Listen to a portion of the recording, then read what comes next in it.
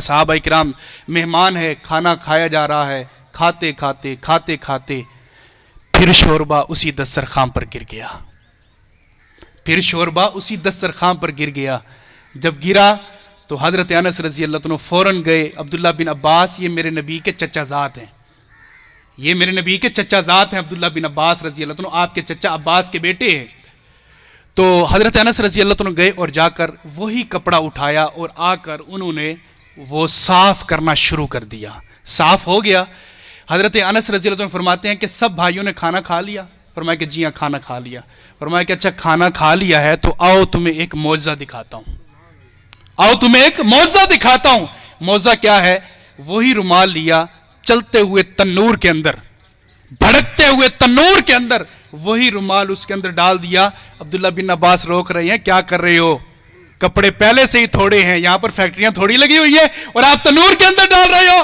تو حضرت انس رضی اللہ عنہ فرماتے ہیں کرشمہ اور معجزہ تو یہی دکھانا ہے نا، جلتا ہوا تنور، تمہاری عقل یہ کہتی ہے، ذہن یہ کہتا ہے، دل یہ تسلیم کرتا ہے کہ جلتا ہوا تنور کپڑے کو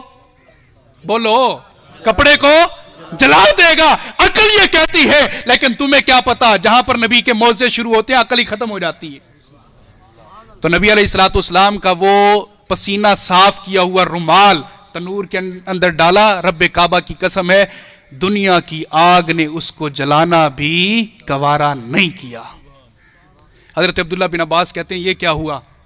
لکڑی کا کام ہے جلنا، آگ کا کام ہے جلانا، پانی کا کام ہے بہانا، یہ تیز موجیں ہوتی ہیں یہ بہانے کے لیے آتی ہیں، یہ تم نے کیا کر دیا ہے؟ یہ آگ نے اس کو نہیں جلایا ہے، وجہ کیا ہے؟ کہنے لگے آگ کو یہ بھی گوارا نہیں ہے، آگ کے اندر یہ جرت نہیں ہے، آگ کے اندر یہ طاقت نہیں ہے، اللہ نے جتنا بھی پیدا کیا قوت دی ہے آگ کو، جلانا اس کے منصب کے اندر ہے، جلانا اس کی قدرت کے اندر ہے، لیکن رب کعبہ کی قسم ہے جس دن سے لے کر میرے مصطفیٰ نے اپنے جسم ادر کا پسینہ صاف کیا ہے اس دن کے بعد آگ نے جلانا ہی چھوڑ دیا ہے۔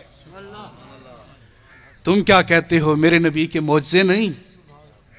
اور جہاں پر عقل ختم ہوتی ہے وہاں پر میرے نبی کے کرشمے شروع ہوتے ہیں، وہاں پر نبی علیہ السلام کے معجزے شروع ہوتے ہیں۔ یہ میرے نبی کے اعجاز ہے، پسینہ مبارک ہے، لیکن نبی علیہ السلام کا پسینہ جس رومال پر لگا آگ نے نہیں جلایا۔